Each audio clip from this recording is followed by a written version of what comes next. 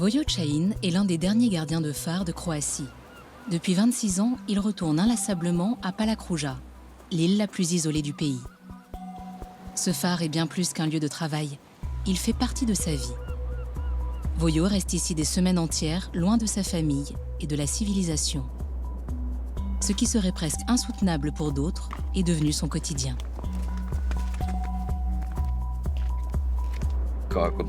Si tu viens ici sans pouvoir quitter des yeux le calendrier jusqu'au changement de garde, c'est une prison.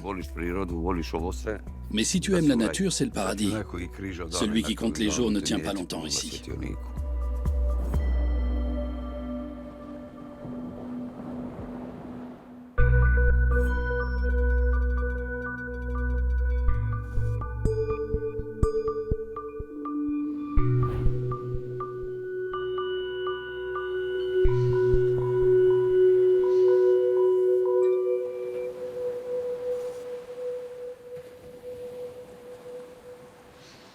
Avant de repartir travailler à Palakruja, Vojo passe une dernière soirée avec sa famille, chez lui, sur l'île de Korčula. On va d'abord à Lastovo pour faire le plein de carburant, puis à Sušak pour relever le gardien, et enfin à Palakruja. Un nouveau mois de service au phare l'attend. Cette fois, il ne sera pas seul. Comme chaque été, sa femme Manuela l'accompagne. Ce soir, toute la famille est réunie, les petits-enfants, la belle-fille, et même Ivo, le fils de Vojo. Lui aussi est gardien du phare de Palakruja, mais il est en arrêt de travail. Père et fils ne se croisent d'ordinaire que lors des changements de garde.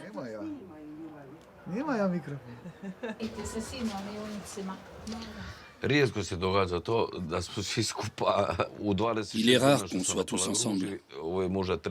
En 26 ans, c'est peut-être la troisième fois. Une fois à cause du Covid, une fois pour un anniversaire, et cette fois parce qu'Ivo s'est blessé. C'est la vie. Il faut tenir bon. Quand on a des obligations et une famille à nourrir, on ne réfléchit pas. On fait avec. Et on vit comme si on était ensemble tous les jours.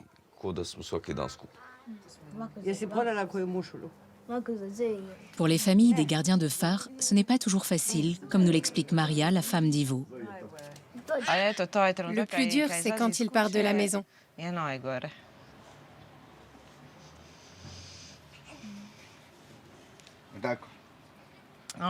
Après, on trouve notre rythme et on s'habitue à être seul.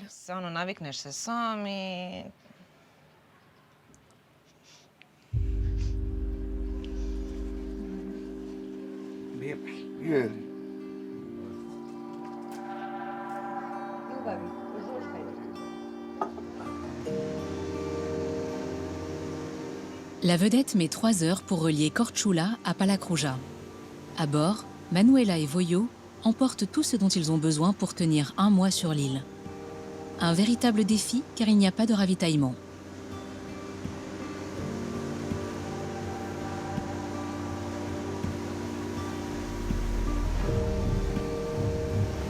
Manuela n'est pas la seule à l'accompagner.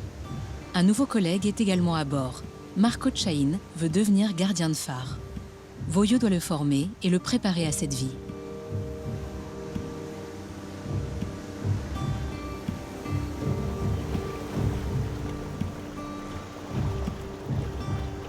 Après le long trajet, le phare apparaît, haut perché sur Palakruja.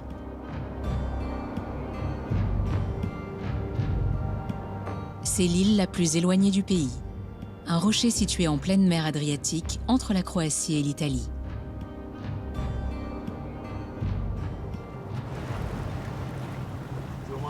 On décharge? Oui, d'abord les bagages. L'île ne ménage pas les gardiens du phare. La vedette ne peut pas accoster, il faut donc tout transporter avec l'annexe, les passagers, les vivres, les bagages, et cette fois, il y en a plus que d'habitude.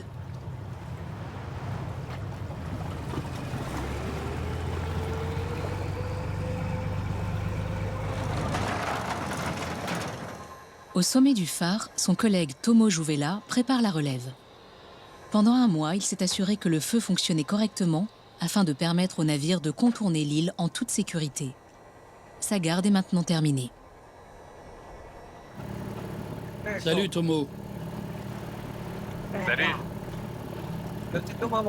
Fais descendre le panier. D'accord. Autrefois, Voyo et ses collègues devaient monter les fardeaux sur leur dos. Depuis une quinzaine d'années, un treuil permet de hisser le matériel et les bagages jusqu'au phare qui se trouve 103 mètres plus haut.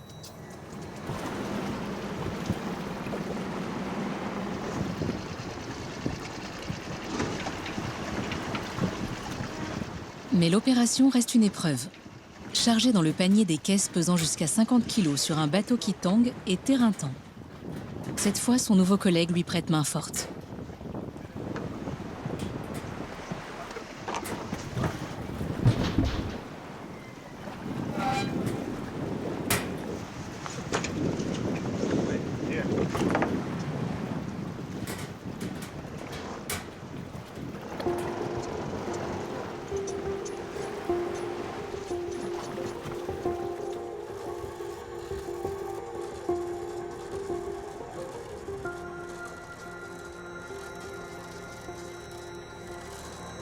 La dernière tâche de Tomo est de réceptionner les bagages de ses collègues et d'expédier les siens.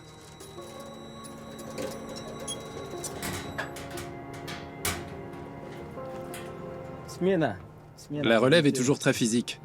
Il y a des tas de choses à monter et à descendre. Surtout l'été quand il fait chaud.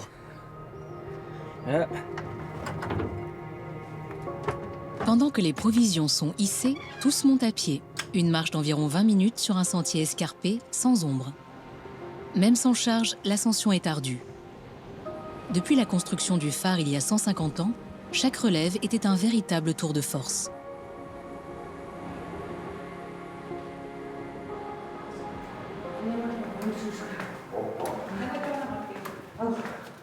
Les provisions doivent être portées jusque dans l'appartement de Voyo.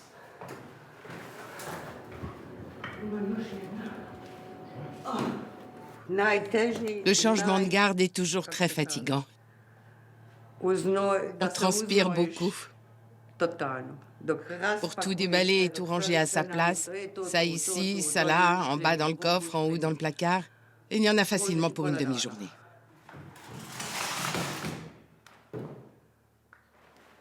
Manuela est née et a grandi en Allemagne. Il y a 10 ans, elle est venue en Croatie, le pays d'origine de sa mère, pour s'occuper d'elle. Un jour, elle rencontre Voyo, tombe amoureuse et décide de rester. Aujourd'hui, la vie simple de l'île ne lui est plus étrangère, mais familière et naturelle.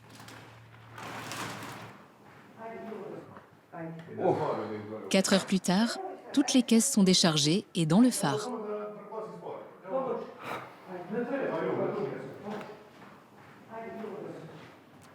Je n'en peux plus. Plus que 2 sacs et c'est plié. Tomo a terminé son mois de service.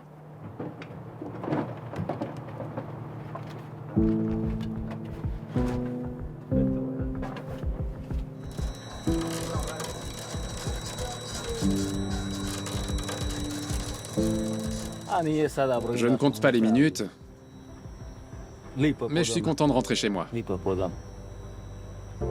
C'est long, un mois.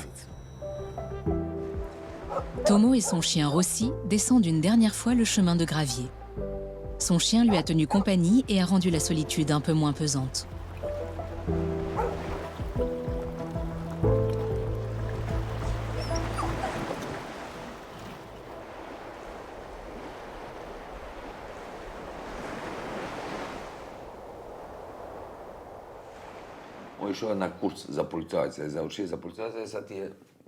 Le nouveau collègue de Voyo doit maintenant apprendre les tâches à effectuer, mais aussi comprendre en quoi consiste la vie sur l'île avec l'isolement, le vent et la nécessité de se débrouiller seul.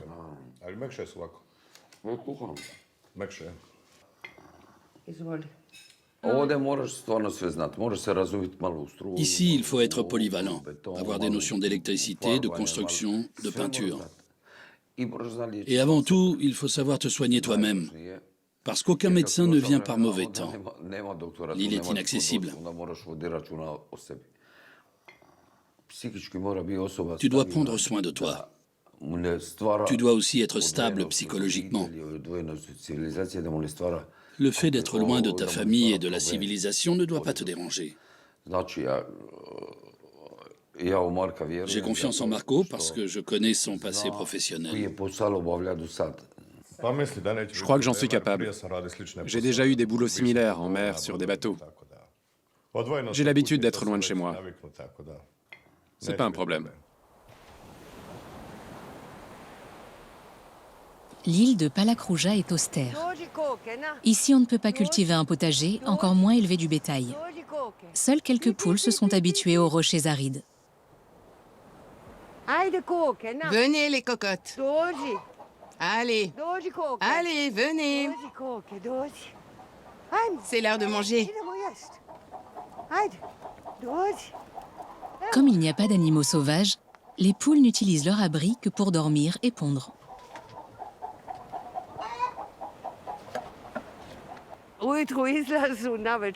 On ramasse les œufs le matin ou l'après-midi, selon leur envie de pondre. La journée, elles se promènent librement. Et c'est agréable d'avoir des œufs frais.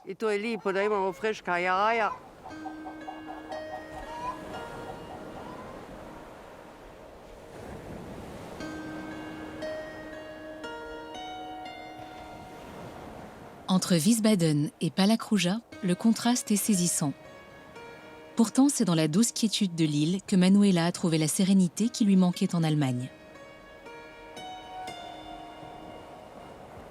C'est une vie complètement différente. Ici, tout suit son cours. Il n'y a pas de stress, on voit peu de gens. C'est un lieu qui m'a apaisée. Les gardiens n'ont pas beaucoup de temps pour profiter de cette tranquillité. Sur l'île, il y a une station météo et ils doivent régulièrement relever les données du vent et du temps et les transmettre.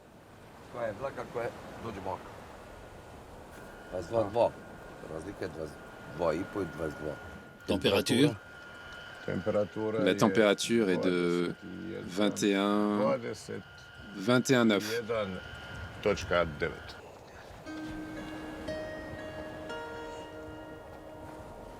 Les données météo doivent être transmises sous forme de codes, des chiffres et des caractères avec lesquels il faut se familiariser.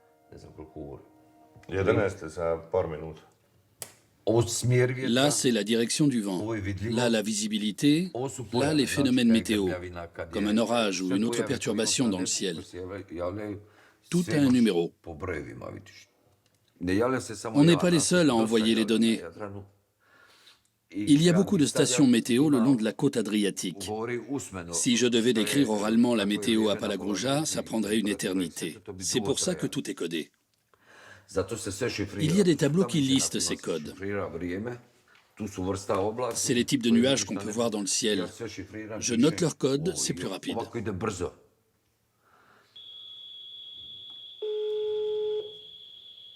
Bonjour. Bonjour, ici Palakrouja. À vous? 32 699, 10 254, 20 220, 30 035. La plupart des phares croates fonctionnent aujourd'hui automatiquement.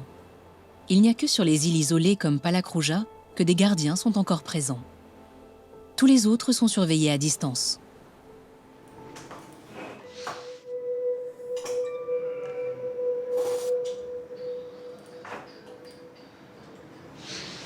Marin Vukucic travaille au port de Split.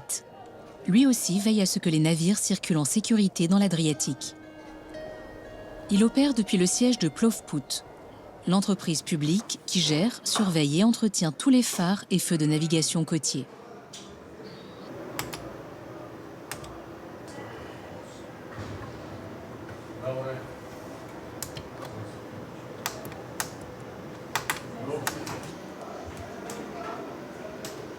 Au service technique, lui et ses collègues veillent 24 heures sur 24 au bon fonctionnement des signaux lumineux, soit 1346 en tout, dont 50 phares, des balises maritimes, des signaux de brume et d'autres aides à la navigation.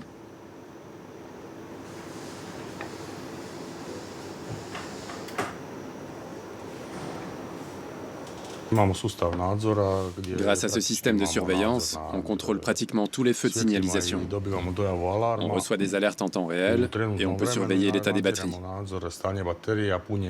c'est-à-dire leur charge, leur consommation, etc. Maté, on a une alarme à la digue de Split. Quel type d'alarme? À la digue de Split, une panne du feu principal.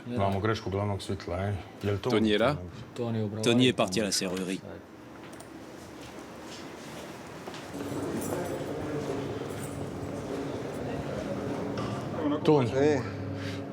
Salut Tony. On a reçu une alarme du feu principal à la digue. Il faut vite prendre un régulateur au dépôt. Tu as les clés de la voiture? Oui, je les ai. Et les outils? Ils sont là-bas. Allez.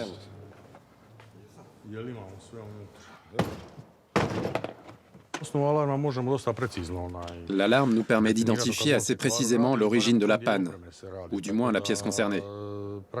On emporte la plupart des pièces de rechange pour pouvoir faire un diagnostic sur place et faire la réparation. Si ce n'est pas possible, on veille à ce que le feu fonctionne temporairement et on rapporte la pièce défectueuse à l'atelier ou on la répare nous-mêmes si on peut. Ou bien on l'envoie au service après-vente.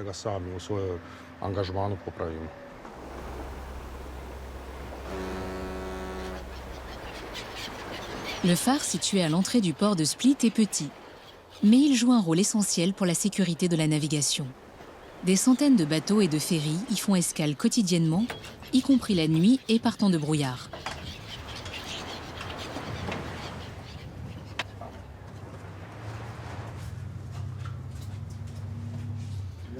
Je reste là. Je m'en occupe.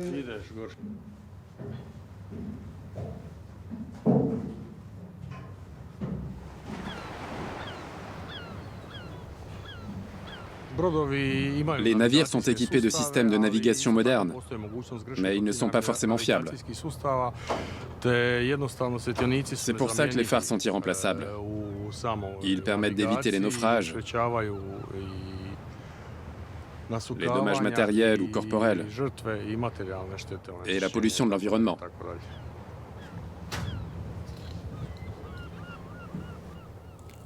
Tony Martinovic vérifie toutes les lignes et connexions électriques en vain.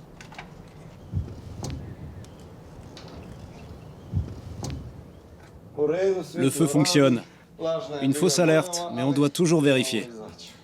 C'est une des raisons pour lesquelles la présence humaine reste indispensable sur les îles isolées. Malgré l'automatisation, il faut parfois que quelqu'un appuie sur le bouton de réinitialisation. On ne peut pas tout faire à distance. À Palagruja notamment, le signal est souvent faible. Et dans ce cas, la télécommande ne fonctionne pas comme prévu. Sans intervention humaine, on ne saurait même pas si le feu est actif.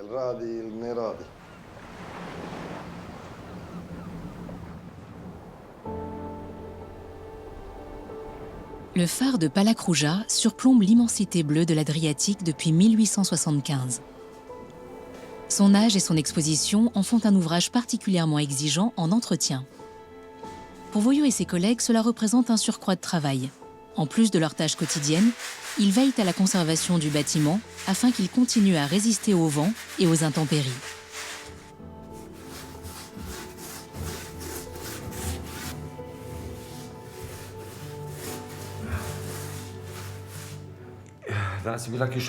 Quand il pleut comme aujourd'hui, l'humidité s'infiltre dans la maison. Parce que tout ça est ancien et n'est pas étanche. Il faut intervenir pour que tout reste sain et propre.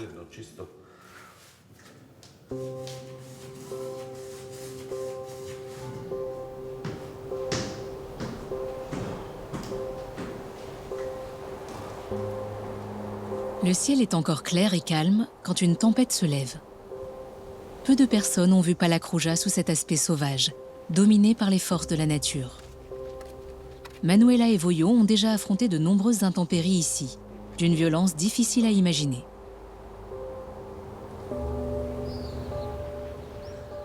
Regarde les nuages. Oui, ils se superposent. Comme des marches d'escalier.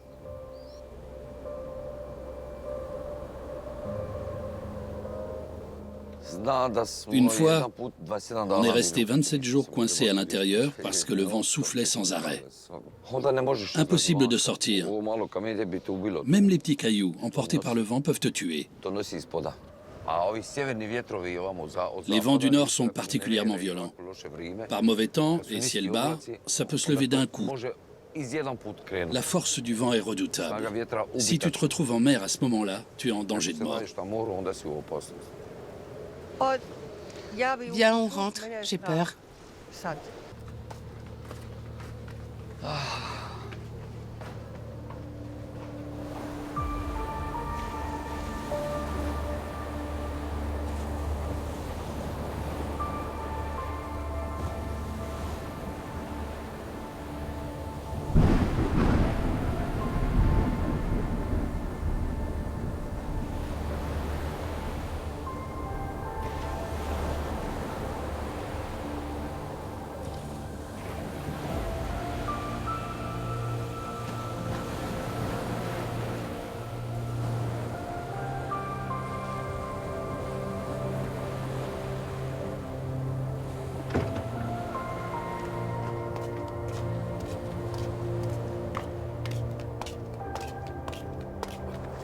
Il est 5 heures du matin.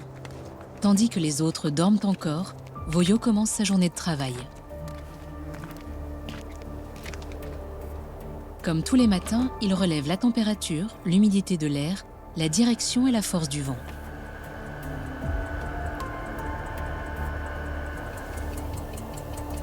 Il doit collecter ces données et les transmettre au service météorologique croate toutes les 3 heures.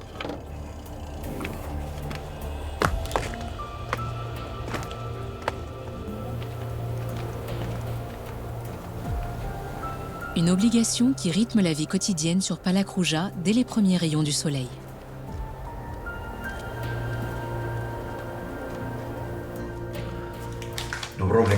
Bonjour, ici Palakrouja.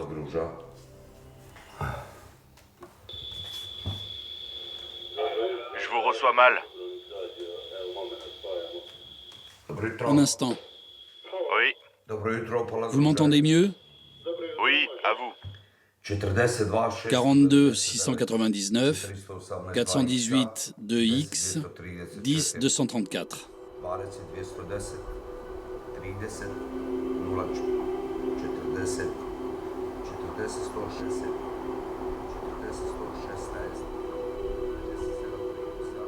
Vue de l'extérieur, la vie à Palakrouja semble idyllique et paisible. Mais pour connaître sa vraie nature, il faut y rester un certain temps, livré à soi-même, loin de tout.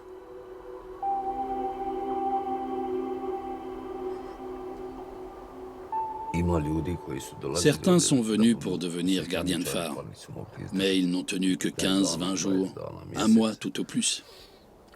Parce qu'ils ne regardaient pas par la fenêtre, mais le calendrier, en attendant la relève. Celui qui compte les jours ne tient pas longtemps ici. Mais si tu regardes par la fenêtre, que tu attends le soleil et que tu profites du moment présent, tu pourras peut-être vieillir ici.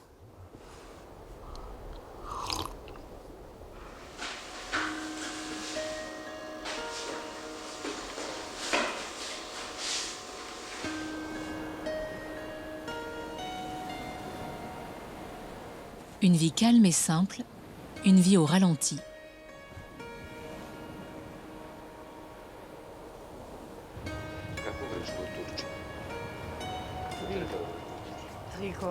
Quand Manuela est à ses côtés, Voyo profite de chaque moment libre pour parcourir l'île avec elle. Sa femme vient surtout en été pour passer quelques semaines avec lui. Le long du chemin, il ramasse des herbes sauvages. En ce moment, à la mi-août, les poireaux sauvages sont prêts à être cueillis.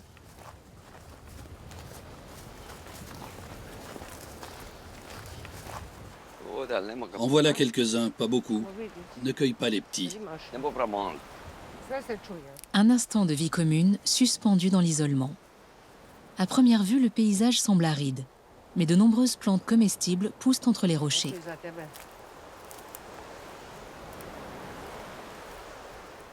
Il y a des capres, des pissenlits, des asperges. On peut trouver de quoi se nourrir en cas de besoin. En plus, tout ce qu'on récolte est pur, non traité et n'a pas été exposé à la pollution des voitures. Tout est naturel.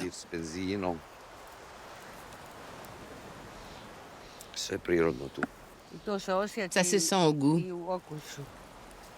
Ils mettront les poireaux sauvages dans de l'eau vinaigrée et seront utilisés pour cuisiner en hiver. Pour beaucoup de couples, la vie ici serait un calvaire. Peu d'intimité, aucune distraction, seulement la mer et le travail. Pour Manuela et Voyo, ça n'a jamais posé de problème. On ne se dispute jamais vraiment. Et quand on n'est pas d'accord, ça ne dure pas longtemps. En général, on est du même avis. Sinon, on boude un peu et on ne se parle pas pendant quelques minutes.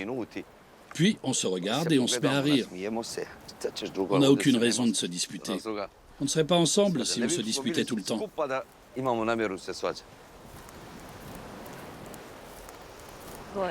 C'est ça. On se tait pendant quelques minutes, puis il vient m'embrasser. C'est elle qui m'embrasse. Et voilà, on va se disputer.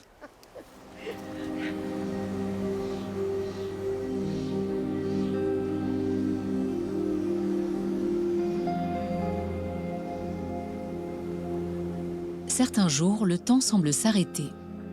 Et soudain, la nostalgie d'une vie loin de l'île, auprès des siens, refait surface.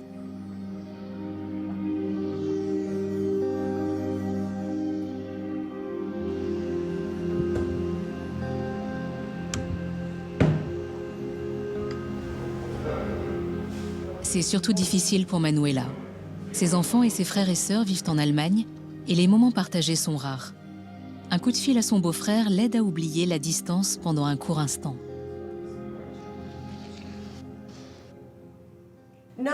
Salut, comment vas-tu? Je vais bien.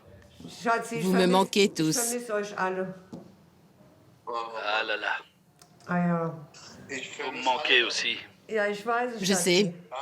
Écoute, il faut refaire une réunion de famille. Comme d'habitude, tous ensemble. Je vais peut-être te surprendre, tu verras. J'aimerais bien. Salut. Prends soin de toi. Ciao.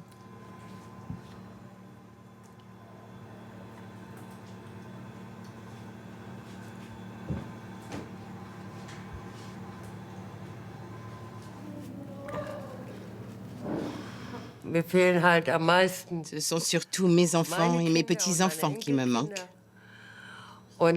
Ça me fait parfois tellement de peine que je pleure et que je me dis, ce serait merveilleux qu'ils soient ici avec moi maintenant. Mais je ne veux pas changer de vie. Je tiens trop au calme et à tout ça. J'aimerais le partager avec eux, bien sûr. Un rocher au milieu de l'Adriatique. Un lieu qui suscite la nostalgie et qui représente en même temps un défi pour ceux qui y vivent et y travaillent. Voyo a déjà passé 26 ans sur cette île isolée. La mer m'accompagne depuis toujours. Dès mon plus jeune âge, mon père m'emmenait en mer. Je l'ai dans la peau. Nous qui sommes nés au bord de la mer et qui vivons de la mer, nous l'aimons à notre façon. C'est un cadeau de la vie qui te sauve des situations difficiles, mais qui te met aussi en danger. Mais on a toujours aimé ça, avec le même dévouement.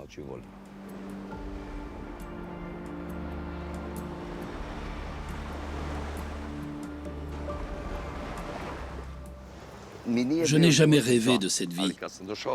Mais depuis que je suis ici, je ne l'échangerai pour rien au monde. C'est exactement ce qui me manquait, même si je ne le savais pas. Ici, j'ai trouvé la paix, la nature et la sérénité.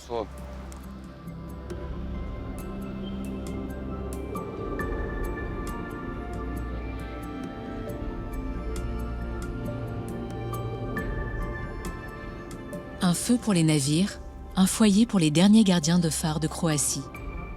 La vie à Palakruja montre à quel point le service dans un phare peut être exigeant et gratifiant en même temps. Une vie entre privation et don de soi, mais aussi empreinte de magie.